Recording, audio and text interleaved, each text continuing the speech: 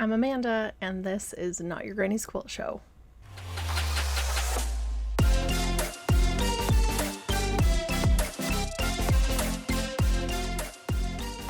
Hi, guys! I'm solo today, so welcome to the episode. I'm so glad you're here. I hope that you're not feeling too scrambled getting ready for, the upcoming holiday. If you even celebrate, I know some people are on the fence about it. Anywho, I'm excited because we always have a good family time and we play games and hang out and eat good food and, really try to practice our gratitude for each other and, for what we have. So, anyway. But that's kind of actually a good segue into what I wanted to talk about today, because I know I've brought it up and we talked about it with Anne-Marie Thompson, but I really wanted to get more into sustainable quilting, or talk about it more, because I think there's this push for it on one end of the kind of quilting spectrum, and then there's the other side, which is like all out consumerism, buy every brand new line that comes out kind of thing.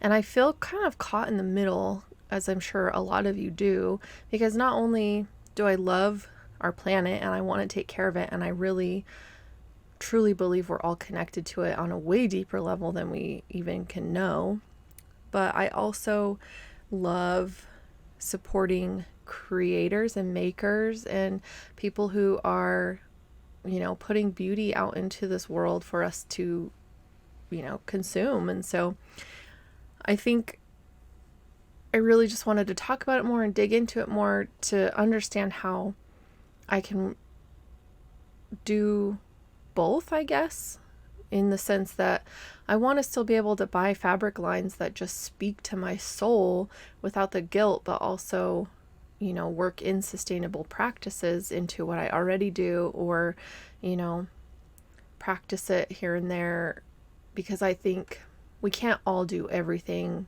all the time. Unless we're really willing to go just like forage, live off the land, and like have zero footprint. And for my life, that doesn't make sense. And so I'm going to do what brings me joy while also finding ways to do those things with as little impact as possible. Does that make sense? I hope it does.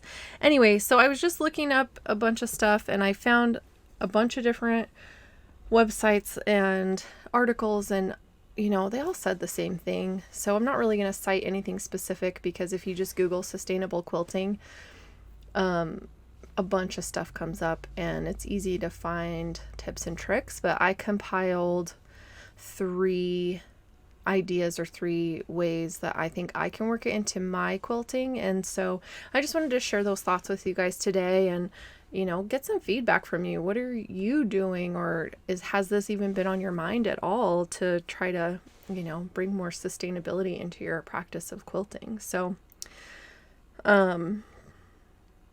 I know the concept of like sustainability, thrifting, and all that is kind of trendy with like clothing, and people are pulling it into the quilting sphere more and more. And so, I just think, we don't have to be stuck one way or the other. We don't have to be all out consumerists, and we don't have to be all out sustainable. I think we can find ways to make it work for us. So anyway,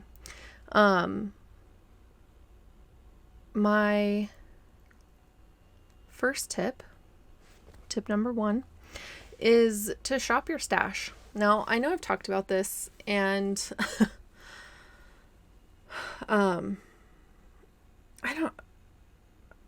I think, this is something I really want to hold myself to doing more, is shopping my stash, because for one thing, I have so much stashed, like scraps, and I have a lot of fabric that I've just been holding on to. And I know I've talked about that before, but it's really just, it weighs on me sometimes. And so I think that can be an underrated way to find, coordinating fabrics and stuff to make new quilts. And I always think, oh, I don't have enough left over to do anything with because it's just these little pieces or whatever. And then I'll turn around and, a couple days later, my mom has created a whole quilt top out of scraps that I didn't think would be enough, And I think ultimately, that's a me problem, I guess.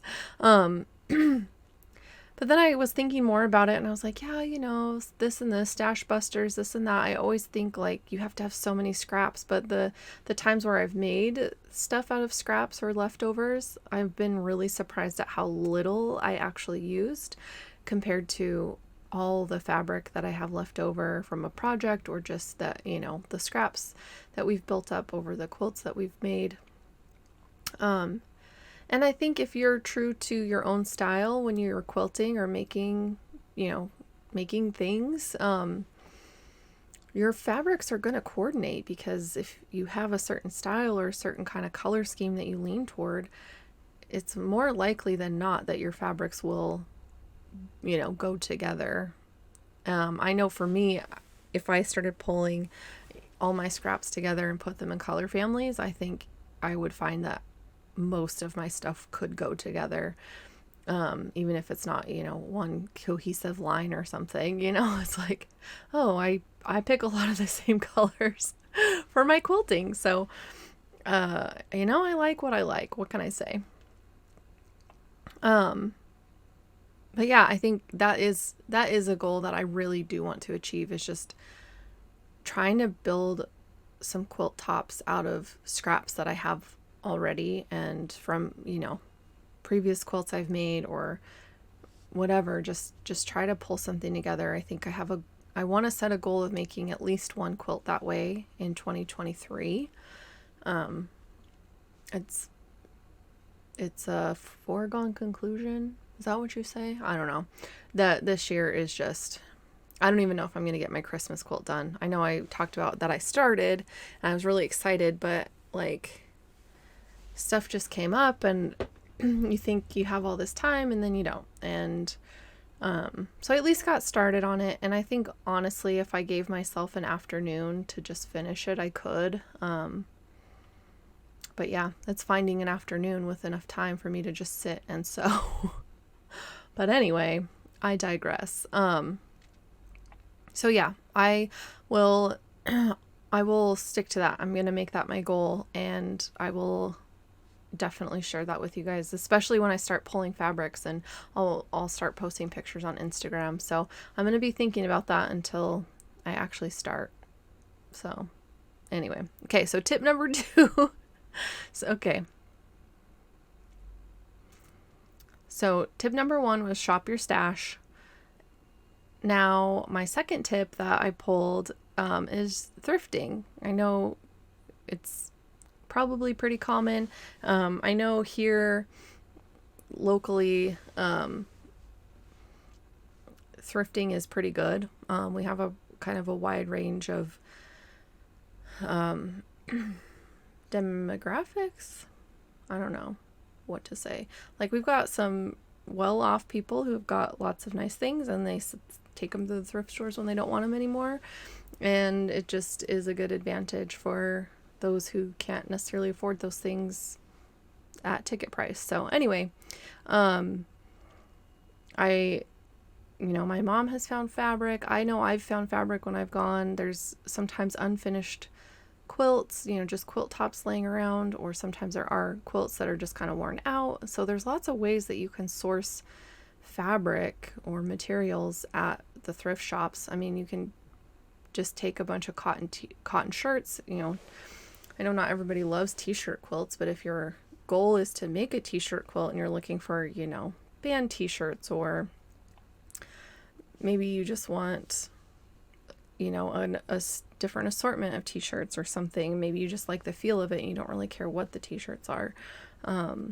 You can do that reasonably priced and you're not creating any new, you're not pulling fast fashion off the rack at a store. So I think that's good. But, yeah, I think you have to be dedicated and really willing to go dig through some stuff. And think I'm not always willing to do that, which is just me being lazy, honestly, because there are thrift stores everywhere in this town, and I think I could drive a mile in each direction and find at least one in each direction. So I don't really have an excuse, except that I've been lazy. And I think too, you have to be looking for a specific project. I think just collecting fabric to collect fabric then, goes back to that. Are you just collecting a stash just to collect it, or do you have a purpose in mind? And, is that purpose to build a new quilt out of used and, previously loved things? Or are you just maybe thinking someday you'll build something out of it? So, I think it's okay to have a stash, because I think when the mood strikes and you want to create something, then it's great to have stuff on hand. I know I appreciate having access to a pretty good sized stash when I just feel like I want to make something.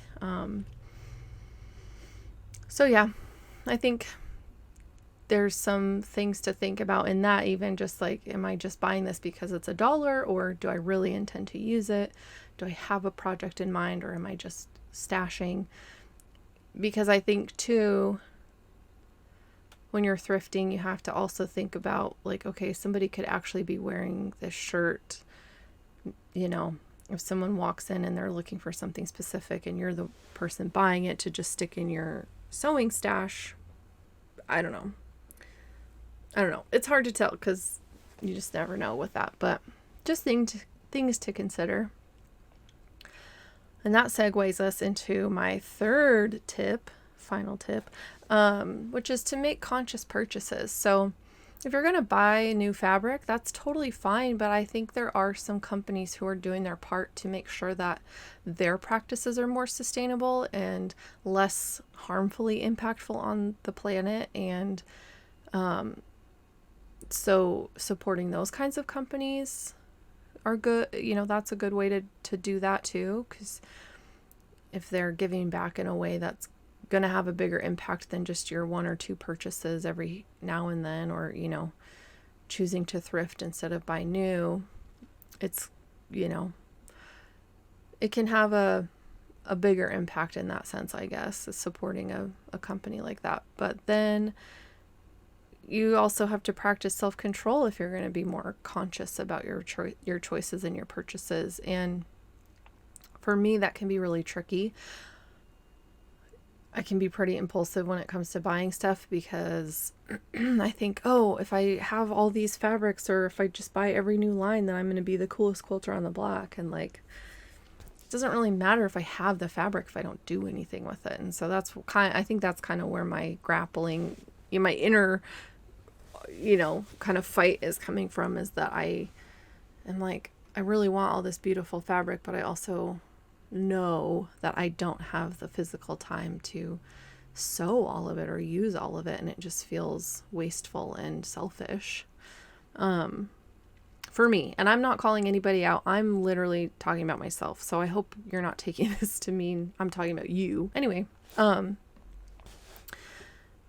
but try to give yourself a day or two to think about the purchase. And I know for fabric sometimes that can be tricky, because you're like, oh my gosh, it's going to be gone. And so I think in that instance, if it's something maybe you have already been thinking about and you've already had it in your mind that you want to buy, and you feel like, it might be tricky to find again if you walk away from it, that's all well and good. I think we all have those moments, but I just think, if you're just in a shop to get something else and you see new fabric and you're like, okay, I'm just going to buy it, and then get it home and the next day be like, oh, what am I even going to do with this? That's just something to consider in all of this. I do that. I've done that a lot in the past, and ended up, I have that fabric still mostly, but some of it I'm just like, I don't even know what I'm ever going to do with this. And so, I might ultimately sell it or try to use it. I don't know. But again, it's just something to consider. And I think impulse impulse purchasing, especially when it comes to textiles, is what leads to so much textile waste, because we get things like new clothes, or, we thought the shirt was going to be cute when it was hanging on the hanger, and we get it home and it's horrific. And some people would rather just toss it than, give it new life, or just return it even. But even returning it, then it's like, what are they going to do with it? They end up at places like TJ Maxx, and then if they don't sell there, then they get thrown away or whatever they do. I don't know. But anyway, there's just a lot of textile waste globally. And so I think the more thoughtful we try to be about our purchases, and the more conscious we try to be about what mental state we're in when we're out shopping or shopping online, the better choices we can make as consumers to go, I don't really need that. I don't have a project in mind. Or, we can go the opposite. Say, I know exactly what I want. I want this fabric because I want it for this project, and that's great too. So I think just thinking about it, just keeping it in your mind will have more of an impact than because it will help lead you to think about those things instead of just mindlessly purchasing whatever comes into your vision. So, I don't know. All that to say, there are ways that you can work sustainability into your current practices of quilting, and ways that you can, decrease that footprint that you're leaving on the planet. We're all going to leave a footprint. We just have to decide what size it's going to be. And I think with this, if you're like me and you want to kind of have a foot in both worlds, these 3 tips can help you, thrifting, being conscious of your purchases, and shopping your own stash. It'll get you there. And I think that's ultimately, like I said before, what you can do. We can all do something. We can't do all the things all the time, but if everybody just pitches in some way and does a little bit, it will have a greater impact than, 2 people trying to do everything versus, 200 people doing a little something will ultimately be better. So all this said, I love the quilting industry. I think we've made leaps and bounds in this beautiful craft of quilting, and bringing more people to it, and making it more accessible, and making it more fun for people. And I'm finding pockets of the community that I love with all my heart and that I want to support. And so I think the more we kind of push for those parts of it that we love, the more waves we're going to make to change it for the better. And, I think as humans in general, we've got a responsibility to each other, and be aware of the impact that we have. So if we want to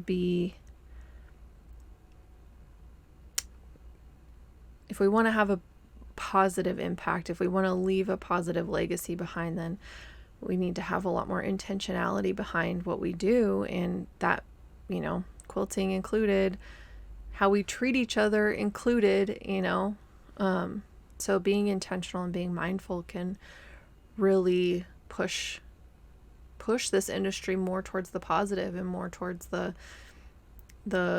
way that can keep it going and keep it sustainable, so that it can continue for generations to come. And not just in the way that where it started, we're quilting fabrics together because we have to stay warm because we've ruined our planet, but so that we can keep making beautiful art and beautiful quilts that are functional and artful. So that's my 2 cents. I hope that maybe, these 3 tips can help you work sustainability into your practice.